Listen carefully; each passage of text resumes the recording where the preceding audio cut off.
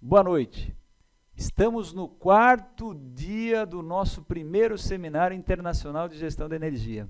A palestra dessa noite será sobre um case de gestão energética em uma universidade federal com o professor doutor Jean-Marc Lafay e depois teremos a participação especial do Dr. Nigel Croft falando sobre a ISO 50001 no cenário mundial. Então, fiquem agora com o professor doutor Jean-Marc Lafay e a todos uma ótima noite de palestras. Olá, meu nome é Jean-Marc, sou professor da UTF-PR do campus Pato Branco e vou apresentar a vocês a implantação do sistema de gestão de energia que foi feito aqui após termos habilitado um projeto de eficiência energética na chamada pública prioritária de 2017. A UTF-PR é uma universidade tecnológica sediada em 13 cidades no estado do Paraná, como pode ser visto na distribuição apresentada na imagem. Nós estamos falando de uma implantação que ocorreu no campus Pato Branco, então na parte inferior, ali no sudoeste do estado do Paraná. É um campus que conta com aproximadamente 4.000 alunos, 400 servidores, e nós temos uma fatura de energia elétrica que oscila aí entre 60 e 100 mil reais mês. O projeto foi desenvolvido, então, para diminuir os custos relativos ao consumo de energia elétrica e, com isso, liberar mais recursos de custeio para outras atividades. Podemos ver uma imagem aérea do campus, então ele é sediado aí, nós temos 3 sedes com 3 unidades consumidoras. Esta representa, então, o campus central, onde temos a parte administrativa, os laboratórios, as salas de aulas, biblioteca. Na imagem abaixo, a gente também consegue verificar uma outra unidade consumidora, que é o prédio que denominamos de Politec, onde também ficam laboratórios, incubadora de empresas e programas de mestrado atuando lá. E numa outra imagem, mais tarde, nós veremos também que temos uma área experimental, que fazem parte do escopo do projeto.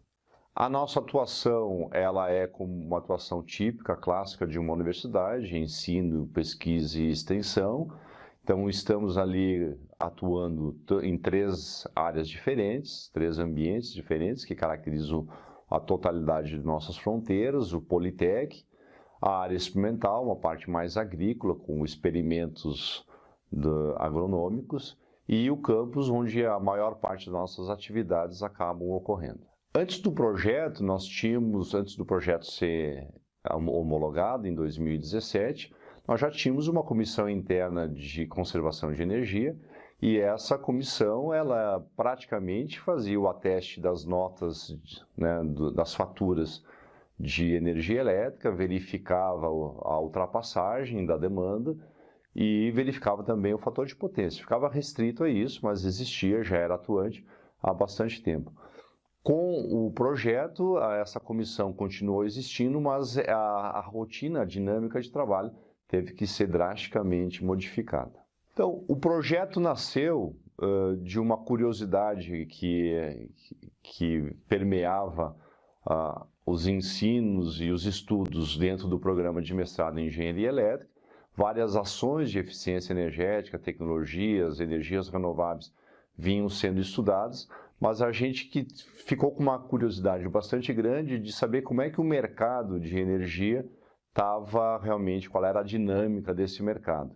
E para analisar essa dinâmica, a gente teve curiosidade de descobrir, né, como é que as ESCOs, as Energy Service Company, atuavam. Com isso, fizemos uma pesquisa no site da ABESCO, né, que é onde compilam todas as informações das ESCOs credenciadas no Brasil, e fomos fazer visita em algumas no Brasil, em particular no Paraná e em Curitiba.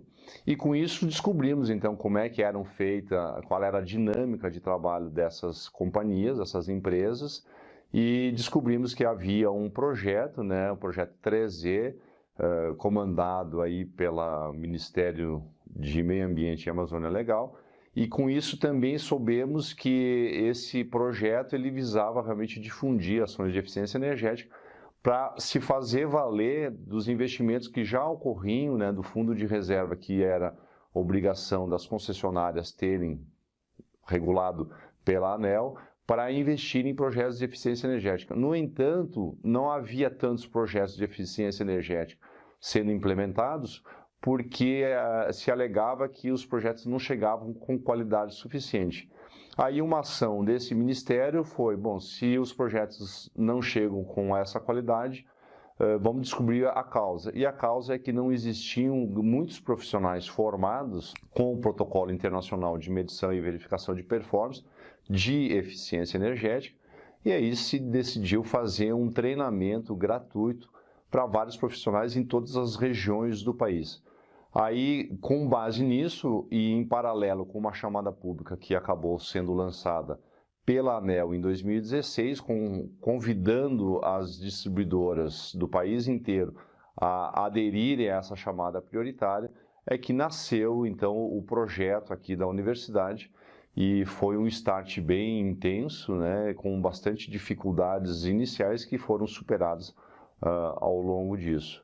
Esse protocolo PI-MVP, ele forma profissionais para saber atendê-lo, né, e eles recebem um certificado, que é o CMVP, e que é chancelado pela EVO, né, a Efficiency Evaluation Organization.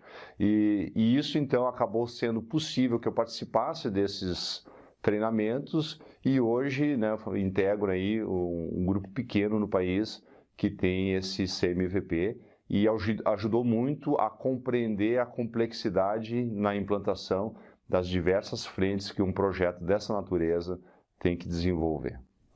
Bom, é sabido da grande maioria que nós temos a ANEEL, que é uma agência nacional de energia elétrica que regula esse mercado, e dentre as atividades que ela tem, uma das atribuições é fazer com que as distribuidoras invistam em eficiência energética. E então ela cobra isso, tem toda uma regulamentação que cobra isso das distribuidoras. E no ano de 2017, então, ela acabou, por meio de uma ação de 2016, acabou fazendo com que uma ação prioritária fosse feita, e a gente acabou entrando nessa ação prioritária, e é disso que eu vou comentar, então, na sequência. A ação prioritária que foi aberta em 2017, por meio de uma chamada pública, ela era bem diferenciada das demais. Então, foi uma ação articulada entre ministérios, que fez com que uma das principais motivações que ocorressem é que se visasse atingir as instituições públicas de ensino superior para que as contas, né, de custeio de gastos com energia elétrica pudessem vir a ser reduzidas, porque é dos custeios mais elevados, um dos gastos maiores que as universidades têm. E, além disso, elas são centros de formadores de opinião, e com isso poderia, então, verificar em loco, no meio da formação, que existem ações que podem ser empreendidas e disseminadas em outras localidades, outras empresas, né, e até mesmo nas residências. Então, essa ação, ela teve alguns parâmetros diferenciados. Um deles é a relação custo-benefício, que é bastante usual nesse meio das chamadas públicas, chamada como RCB, que geralmente os editais comuns, eles utilizam o RCB, a relação custo-benefício, de 0,75, e para essa chamada foi de 0,95, permitindo então que se fizesse algumas coisas um pouco diferentes de outras chamadas. Com base nisso, então, nós escrevemos um projeto de eficiência energética. Praticamente, esse projeto ele parte de um diagnóstico energético de como se dá o consumo, e que ações de eficiência energética podem ser feitas, podem ser empreendidas, para realmente demonstrar essa relação custo-benefício, esse RCB, que fique abaixo do valor do edital. E uma outra característica importante dessa chamada pública é que ela vinculava a ação do projeto de eficiência energética também a uma ação de P&D, de pesquisa e desenvolvimento. Então, foi necessário, além desse diagnóstico e dizer que ações de eficiência energética seriam feitas, mobilizar um corpo de pesquisadores capazes de desenvolver inovação, né, desenvolver tecnologia para dar atendimento aos itens pautados no edital.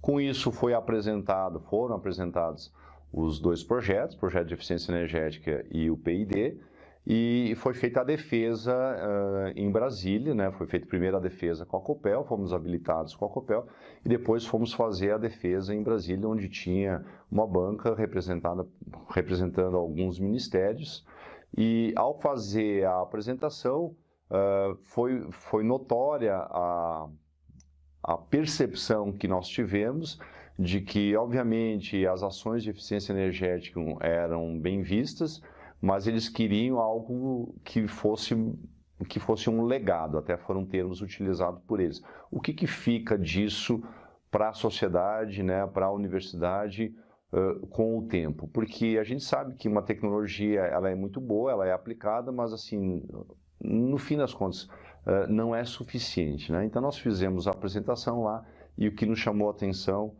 foi que acharam muito interessante o fato de nós dizermos que o legado seria a implantação de um sistema de gestão de energia nos moldes da ISO 50001. Nós podemos verificar, então, para fazer esse diagnóstico e para participar do projeto de eficiência energética, você tem que preencher várias planilhas, né, que já são disponibilizadas no modelo da ANEEL, cada distribuidora tem a sua, mas a gente consegue ver que resulta numa planilha, numa aba específica, em que os resultados eles podem ser confrontados. E aí a gente apresenta em números um pouquinho o que foi o projeto de eficiência energética da Universidade, do Campus Pato Branco, tendo um RCB de 0,91, sendo que o limite superior era 0,95, e alguns dados de energia economizada, de redução de demanda na ponta, toneladas de CO2 evitadas, né? Então, assim, são vários números que acabam compondo o projeto e que no decorrer do projeto, da implantação, a gente tem que tomar cuidado de não ultrapassar aquilo que foi pactuado no início. Outros números que expressam o projeto, então, para dar uma magnitude do projeto, é a substituição de em torno de 8.000 lâmpadas, basicamente fluorescentes, por lâmpadas tecnologia LED, fazendo um investimento aí na ordem de R$375 mil. Também a implantação de uma mini usina, né, que chamam de fonte incentivada de mini geração, de 378 kW pico. Isso, então, na época que ela foi projetada, foram utilizados painéis de 265 watt pico. Hoje a tecnologia barateou para potências maiores, então adequações estão sendo feitas. Também, então, fica notório a implantação de um sistema de gestão de energia nos moldes da norma ISO 50001, e para nossa surpresa, isso foi uma mudança muito grande. Quando a gente começou até a consultoria para implantar o sistema de gestão, começamos a descobrir assim, oportunidades e desafios muito grandes na implantação do projeto de eficiência energética pactuado junto com a Copel e a ANEEL. Outra ação muito importante a ser feita é começarmos a etiquetarmos as nossas edificações. Então, esse selo ele é conhecido, né, nos eletrodomésticos, em automóveis, mas ele também existe para edificações. E nós, inicialmente, havíamos pensado que teríamos fôlego para etiquetar todos os prédios, todos os blocos da universidade, e no decorrer do projeto verificamos que fazer um prédio, né, e verificar então a questão da envoltória e da iluminação seria o suficiente, porque são as duas áreas que estariam sendo afetadas no retrofit que a gente estaria fazendo dentro da universidade. E a exemplo do que está sendo feito para um prédio, como temos uma certa identidade visual e construtiva, nós já teríamos um retorno por meio da consultoria e da etiquetagem, do processo de etiquetagem daquele prédio, o que seriam ações que poderiam ser feitas para outras edificações do nosso campus, para conseguirmos melhorar os índices de desempenho dessas edificações. Então, no primeiro relatório que recebemos, percebemos que temos potencial construtivo, né, arquitetônico, de etiqueta A para envoltória, que é a parte que troca a energia com o meio externo. No entanto, quando a gente começa a verificar os pré-requisitos para atendimento desse selo, dessa etiqueta A, verificamos que estamos não atendendo esses pré-requisitos. E aí foi dada uma devolutiva do que deveria ser feito para conseguirmos isso, e estamos empreendendo, então, justamente as ações para que, pelo menos para esse primeiro bloco, essa primeira edificação, a gente consiga atingir a etiqueta A para iluminação e para envoltório. Para a terceira etiqueta parcial que poderíamos conseguir, que é a parte de climatização, de ar-condicionado, como nós não empreendemos nenhum tipo de ação nesse segmento, nós não iremos pleitear a etiqueta para ar-condicionado.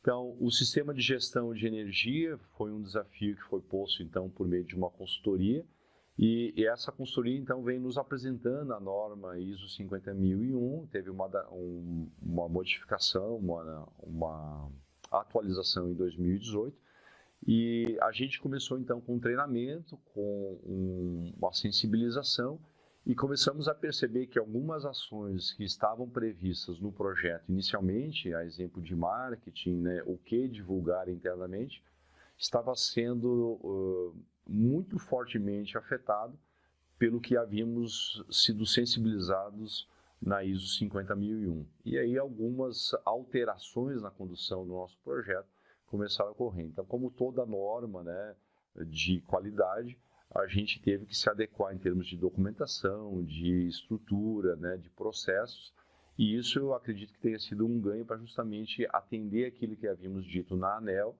em Brasília, sobre o legado que iria ficar para a sociedade, para a universidade. Então, a implantação de um sistema de gestão tem me convencido que é tão importante ou mais do que ações de eficiência energética isoladamente. Claro que nem tudo são flores, então assim nós tivemos uma dificuldade muito grande no organograma, porque nós não temos um setor especializado dentro da universidade. Já acredito que isso não é algo apenas que nos afeta, deve ser algo que existe nas demais empresas, sejam as públicas ou privadas. É algo que precisa começar a ser difundido e implantado gradativamente.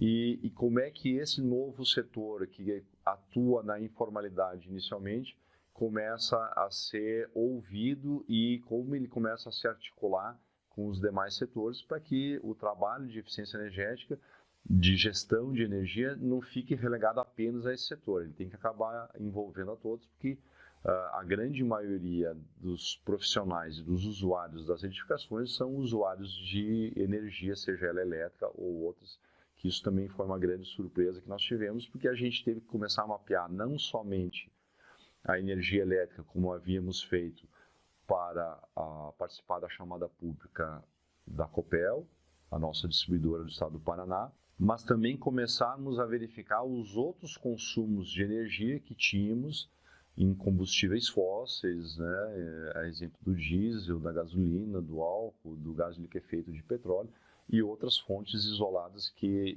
também não estavam mapeadas.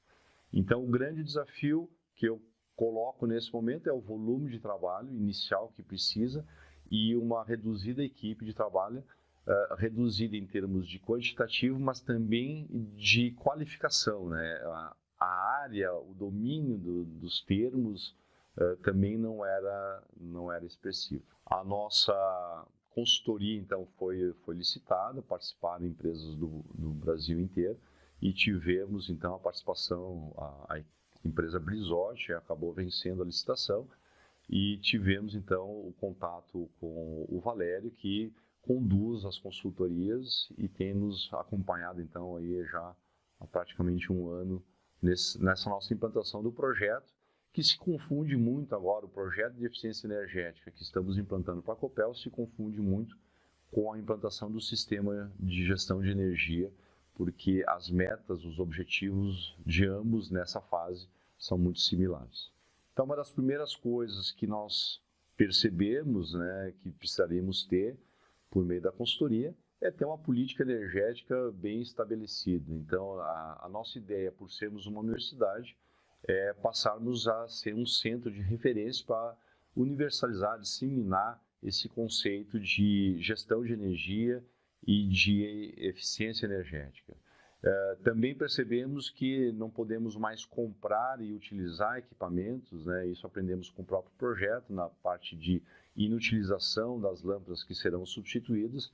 Então, não podemos usar e adquirir equipamentos que não sejam eficientes. Com isso, a gente consegue verificar que precisamos ter um procedimento de aquisição de novos equipamentos que, além das especificações técnicas específicas para aquela atividade, seja ela de pesquisa, de laboratório ou de uso mesmo, também precisam aparecer especificações de equipamentos energeticamente eficientes. Também percebemos que precisamos ter uma política de fomento à pesquisa contínua e de divulgação das boas práticas em gestão de energia, e fizemos uma brincadeira com o nome da UTFPR para lembrarmos, né, termos a capacidade de lembrar a qualquer momento quais são as nossas 5 linhas prioritárias da nossa política energética. Então, também achamos muito importante, por sermos uma universidade pública, que essa participação ela seja democratizada e que envolva, que ela seja includente com a comunidade, tanto interna quanto externa. Então, assim, a gente recebe outras universidades, outras instituições que têm o interesse de aprender com a nossa experiência e também envolvemos num grande percentual a nossa comunidade interna, seja por meio de professores ou de estudantes, para participarem do projeto. Então, assim, participamos das semanas de curso, né? Damos palestras internas, cursos, treinamentos, e temos vários estagiários que participam e estão ajudando a construir o sistema de gestão de energia da universidade. E por último, então, a redução dos impactos causados pelo consumo de energia, sempre atendendo os requisitos legais. Então, tinham coisas na parte da gente substituir as lâmpadas que a gente não estava verificando a quantidade de iluminação que chegava nos planos de trabalho, e com o sistema de gestão de energia a gente teve que ter um olhar atento a isso, né? Também com o descarte e as economias, as reduções de emissão de carbono equivalente aí, em função das ações que a gente empreende. Então, uma consciência maior em relação à gestão de energia, abrangendo a parte econômica, política e de sustentabilidade fortemente. Tem que ser um trabalho que pode ser puxado por uma pessoa inicialmente, mas muito rapidamente tem que ser incorporado dentro do organograma institucional, porque é um volume de trabalho muito grande, são especificidades na parte de elaborar memoriais, especificações na aquisição de equipamentos, procedimentos, gestão de documentos, tomada de decisão, que precisam de um olhar completo de vários atores, né, vários players dentro da universidade e até mesmo de fora da instituição. Então, é um momento em que a força do grupo faz muita diferença. Tivemos também uma grata recebimento, né, com uma visita que fizemos à Tilibra, fomos muito bem recebidos na Tilibra para ver como é a dinâmica e o que pautou a iniciativa de uma empresa certificada em ISO 50001, que é reconhecida e conhecida pela qualidade dos seus produtos nacionalmente e internacionalmente. E aí fomos visitar com a Comissão de Gestão de Energia, foi visitar junto com a consultoria em gestão de energia de ISO 50001, e lá podemos ver então em loco o que é feito, como que é feito, e isso nos ajudou bastante a ancorarmos conceitos que até então eram mais teóricos e de ver na prática, na aplicação, como é que isso se dá numa empresa e os resultados e a motivação das pessoas, né? Isso também é algo bem importante de ver, que não é uma ação feita apenas para constar, né? A gente vê que realmente os resultados motivam, os resultados são expressivos. Isso também serviu como uma forte motivação da gente continuar o volume de trabalho, que não é pequeno, mas os resultados também estão à altura desse volume de trabalho. Então, tivemos várias reuniões, várias palestras, várias sensibilizações, reuniões de trabalho, em que a comissão participou fortemente. Então, assim, na comissão nós temos a alta direção do campus que participa, nós temos estagiários, temos professores de diversas áreas, temos bolsistas do projeto de P&D que também participam no projeto de eficiência energética. Então, foi se criando uma dinâmica bastante interessante e uma frequência de encontros com uma rotina bem, assim, diria que diária e semanal, com a presença ou sem a presença dos consultores, porque a presença dos consultores, ela serve para, no nosso caso, serviu para manter a mobilização, mas na saída deles nós tínhamos um volume de trabalho a ser feito e a gente continuava fazendo, se encontrando e passamos a estabelecer encontros semanais para discussão dos aspectos levantados na consultoria. Isso ajudou bastante a dar um certo dinamismo no processo, na implantação do projeto, e considero que isso foi, então, um grande ganho dentro da implantação do projeto, porque realmente hoje a gente sabe muito bem por que está fazendo e como estamos fazendo as coisas. Então, uma vez determinada a política de gestão de energia que nós temos, é importante a gente começar a colocar quais são os objetivos energéticos, para a gente conseguir colocar algumas metas, conseguir colocar alguns valores a serem perseguidos. E aí, com base na metodologia adotada pela norma, a gente consegue então verificar e também alinhado com o que temos pactuado no projeto habilitado com a Copel, a gente consegue colocar num horizonte aí dos próximos 3 anos o que são os nossos objetivos energéticos, né? Então, temos a implementação de um sistema de gestão de energia, bastante importante, a necessidade de termos procedimento e especificações bem claras para fazer os retrofits de equipamentos. Também temos a necessidade de implantar novos projetos que visem a sustentabilidade, seja na parte de energia ou nos outros aspectos, na parte de resíduos ou de águas também. Isso então acabou mexendo em outras áreas que não somente a de gestão de energia. Também da importância de que toda a comunidade interna e todas as pessoas que venham a frequentar a universidade tomem conhecimento do que é esse projeto, por que ele é feito. Então, assim, o pano de fundo da gestão de energia, de recursos finitos que temos e com a sustentabilidade também apoiando esse pano de fundo. E de monitorarmos os nossos indicadores de desempenho energético, né? Primeiro criá-los e depois monitorá-los e colocar metas para que eles possam serem cada vez menores, né? Para que a gente possa verificar aí que realmente a gestão e a participação da comunidade faça com que possamos atingir excelência nessa questão de gestão de energia e dos nossos indicadores. E a parte também da etiquetagem do bloco, no nosso caso será o bloco J1, de ter uma etiqueta parcial aí de envoltória e iluminação. Então, esses são os nossos objetivos colocados agora e certamente após passar a implantação do projeto junto à Copel ANEEL, nós teremos que fazer uma revisão desses objetivos, mas a gente considerou que fazer como última etapa a etiquetagem parcial de iluminação e envoltória de um bloco, o nosso bloco chamado J1, para que sirva de modelo para os demais e ações possam ser empreendidas no sentido de termos eficiência em todos os blocos, em todas as edificações da nossa universidade aqui no campus Pato Branco. Então, algo muito importante a ser feito, que nós ainda não havíamos feito, é uma revisão energética de todas as fontes de energia.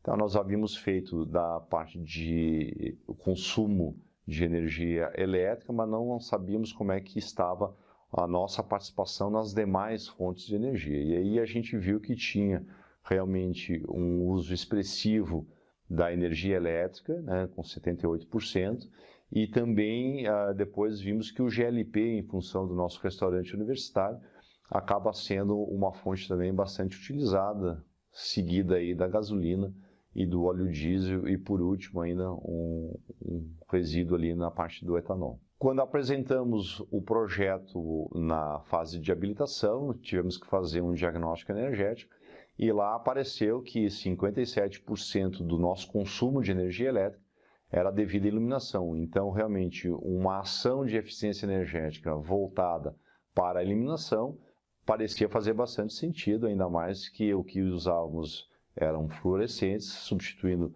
por LED dava uma economia aí na ordem da metade, então era bastante interessante. Os demais usos, ar-condicionado, microcomputadores e alguns equipamentos representam então o restante do nosso uso de energia elétrica aqui no campus.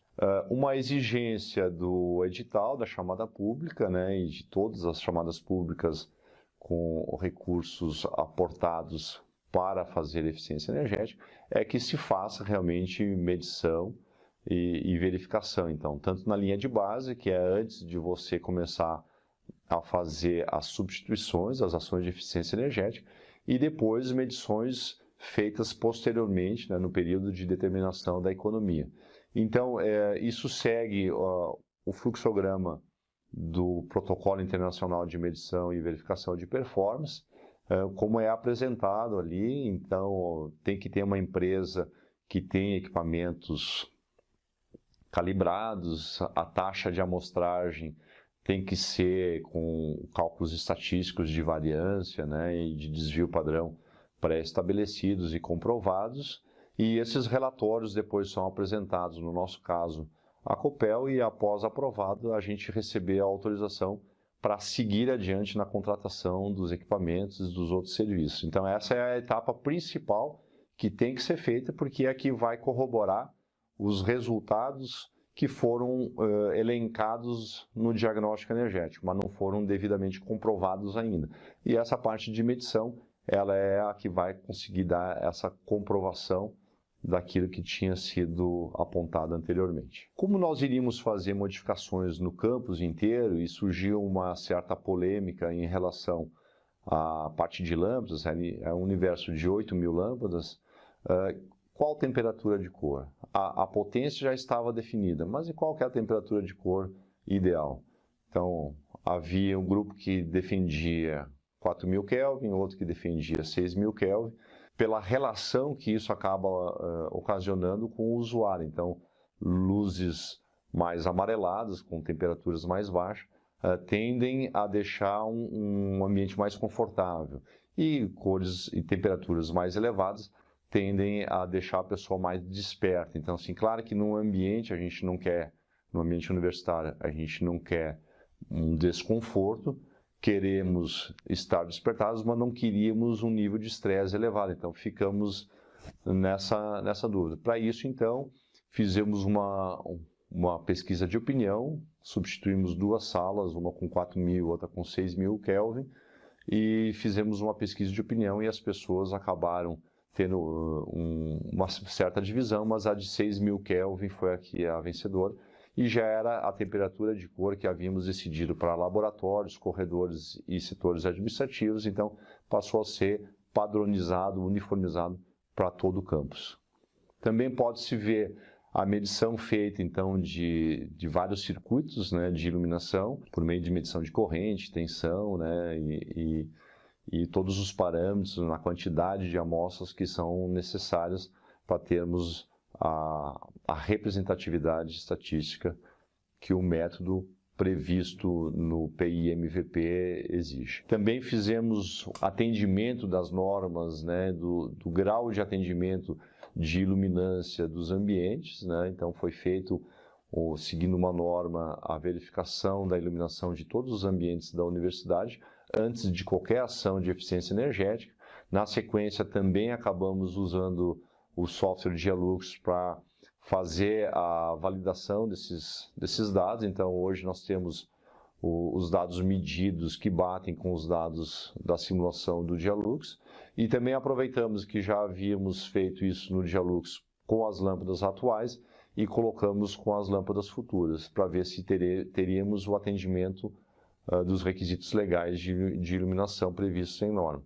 E aí o que deu divergência, já temos uma ação de contingenciamento em alguns lugares e de modificação, né, de proposta de modificação da distribuição de luminárias e lâmpadas em outros ambientes. Outro aspecto que nos marcou é que, com o estudo da literatura e com as práticas de gestão, é fácil verificar que, com pequenas modificações administrativas, sem aportes de novas tecnologias, sem investimentos pesados em tecnologia, toda a literatura fala que economias na ordem de 5 a 10% são muito facilmente atingíveis. Aí a gente verificou, fez um levantamento do consumo anual de todos os campos da universidade, em especial da nossa, e com isso, e o valor atrelado a essas faturas, e com isso foi possível verificar assim, que teríamos facilmente uma economia aí de 50 a 100 mil reais ano somente com ações administrativas. Ações administrativas, leia-se de conscientizar, sensibilizar, dar treinamento, reuniões para explicar, colocar metas, começar a seguir um indicador de desempenho energético e de colocar uma meta para que esse indicador possa ser utilizado. Ou seja, o simples olhar de como está se dando o consumo de energia e fazer com que cada usuário se questione se está usando de forma racional. Não se trata aqui de racionamento, mas de usar racionalmente os recursos que nós temos. Já fazemos isso nas nossas residências e o convite, então, da instituição é que os servidores passem a fazer, servidores e estudantes passem a fazer isso na gestão aqui do recurso público também. Então, somado a isso, nós também temos o investimento feito no campus com o projeto de eficiência energética. Então, as ações de eficiência energética também geram uma economia e a gente consegue provar aí que existe uma economia bastante forte, tanto no campus quanto no sistema inteiro, na universidade inteira, que fazem com que seja muito interessante a instituição como um todo, então, num pensamento de gestão de reitoria, de se implantar um sistema de gestão de energia que seja unificado e aí a gente vê que várias ações, assim como nós quando empreendemos a participação na chamada pública de 2017, o Campus Curitiba também fez, então ações conjuntas começaram a ocorrer, nas chamadas públicas que ocorreram nos anos posteriores, outros campos também começaram a participar. Isso vai criando uma sinergia, uma política que se retroalimenta, né, e que faz com que a gente possa atingir resultados, né, de economia de consumo de energia, que em muitos momentos resultam em economia de recursos financeiros, que são muito interessantes para uma gestão do porte da nossa universidade. Fizemos um levantamento, um benchmarking do consumo de todas as nossas universidades e com a ação de eficiência energética prevista no projeto, a ideia é que a gente fique com uma redução bem expressiva do nosso indicador, passando assim a ser uma das referências, talvez, do sistema, e a gente consegue ver que já existem certos campos que vinham tendo um desempenho, mesmo sem ter participado ainda de chamadas públicas, já vinham demonstrando um desempenho bastante expressivo nos seus indicadores de desempenho energético, que são dignos de serem estudados. Então, isso é algo muito interessante da gente ter e de fazer essas trocas, então, do que a gente chama de trocas e valorização das boas práticas de gestão de energia dentro da universidade. Nós temos, então, criamos um modelo matemático capaz de reproduzir, de nos dizer, prever qual é o nosso consumo de energia nos próximos meses.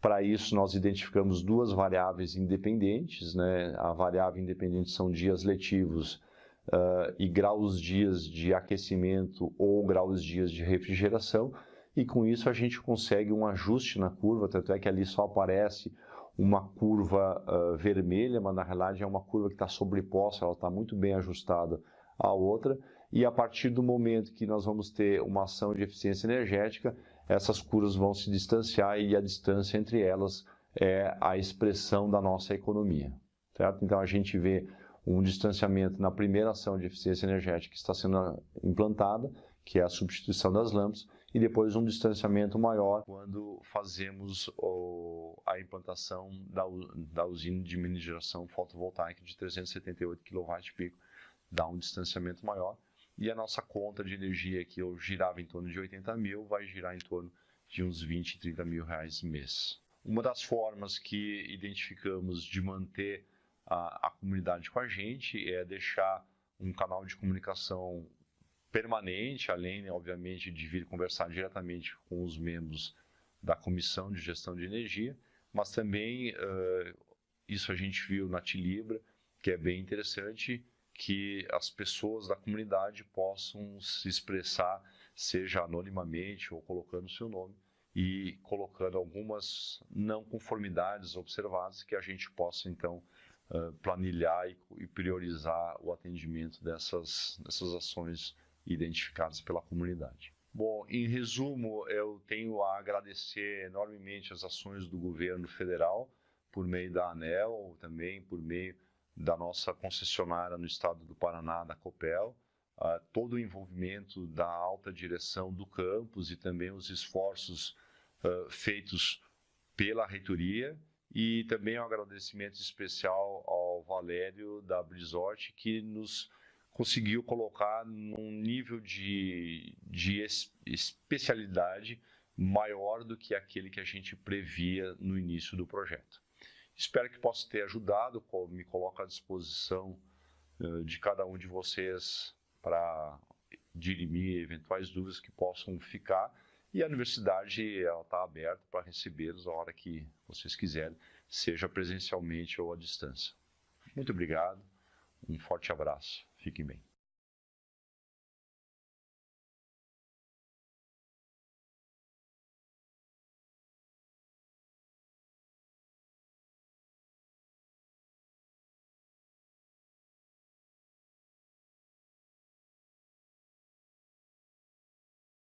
Bom, estamos chegando ao nosso quarto dia de seminário, estamos aqui com o Dr. Nigel. Vou fazer mais um questionamento ao senhor, doutor. Bom, diversos países implementaram a ISO 50001. Alguns deles com um número bastante significativo de certificações, caso, por exemplo, da Alemanha. Gostaria de perguntar ao senhor como o senhor enxerga nesses países as vantagens que eles têm em relação aos que não estão ainda fazendo a implementação do sistema de gestão. O que eles têm de vantagem em relação aos demais países que não estão ainda implementando? Me desculpe se eu for um pouco cínico com essa resposta, mas eu vejo da seguinte forma. Tem tido muito pouca implementação da ISO 50001 de forma totalmente espontânea. Aconteceu a mesma coisa com a ISO 9001, 30 mais anos atrás. Precisa de um impulso, e esse impulso tem que vir principalmente do governo, dos grandes compradores. No caso, na época da ISO 9001 no Brasil, era Petrobras, era Furnas, etc., que exigiam dos seus fornecedores a certificação do sistema de gestão da qualidade. Ao implementar, as empresas começaram a perceber as vantagens que esse sistema poderia trazer. E a mesma coisa está acontecendo com o sistema de gestão de energia. Você citou perfeitamente a Alemanha. Por que a Alemanha saiu bem disparado na frente? Porque havia uma política do governo de dar incentivos para as empresas que implementassem um sistema de gestão energética e obtivessem a certificação. Se olhar os últimos resultados do ISO Survey, que é a pesquisa que a ISO faz anualmente do número de certificados, se vai ver que 90% praticamente das certificações estão na Europa. A Alemanha está na frente, a Inglaterra, que ainda faz parte da Europa, né, enquanto não resolve essa questão do Brexit. Inglaterra, Grã-Bretanha é segundo lugar. E entre os primeiros 10, só China que não é da Europa. Então, os grandes países da Europa, Alemanha, França, Espanha, Itália, etc., todos eles abraçaram esse conceito, essa necessidade de eficiência energética dentro de suas políticas nacionais. E com isso, estimularam as empresas a realmente adotar uma postura, uma cultura, né, de economia de energia. Essa questão cultural é super importante. Aliás, qualquer empresa implantar um sistema de gestão, seja da qualidade, seja de gestão ambiental, seja gestão de saúde e segurança do trabalho ou energética, não é uma questão de simplesmente contratar alguém, escrever uns procedimentos, o diretor-geral assina a política e pronto. Exige que isso realmente entre no sangue, que passa a ser parte do dia a dia da empresa, que a empresa vive isso, não consegue enxergar, trabalhar de forma diferente. E isso, às vezes, necessita de um empurradinho, né, do governo para fazer. Mas, ao implementar o sistema, no meu conhecimento, todas as empresas britânicas e alemãs que eu tenho mais contato, todos eles estão elogiando que, ao implantar o sistema, que usa as mesmas filosofias que as demais normas dos sistemas de gestão da ISO, aí eu vou vender o peixe um pouco do trabalho que meu grupo da ISO está fazendo, de alinhar, né, as metodologias, alinhar todas as normas do sistema de gestão da ISO em volta desse tripé. Entender o processo, entender os riscos associados com aquele processo e os resultados do processo e girar o PDCA. Girar o PDCA ao nível estratégico, ao nível tático e ao nível operacional. Ao incorporar essa questão de gestão energética dentro do seu sistema de gestão, de dirigir a empresa, como que nós trabalhamos? Ter uma ideia, um conceito comum. É assim que trabalhamos com qualidade, mas também é assim que trabalhamos respeitando o meio ambiente. E a metodologia embutida nisso, também tratamos de saúde e segurança do trabalho, de gestão energética, de, no futuro, gestão anti-suborno, que é o novo ISO que já foi publicado uns 2 anos atrás, está começando a tomar forma, e etc, etc, etc. Todas essas normas do sistema de gestão feitas de uma forma harmonizada, para que uma empresa não precisa investir horrores, começando do zero, implantar um novo sistema de gestão, mas sim de incorporar as especificidades de gestão energética dentro do seu sistema de gestão global. Boa noite a todos, muito obrigado. Até amanhã às 19 horas para a próxima palestra.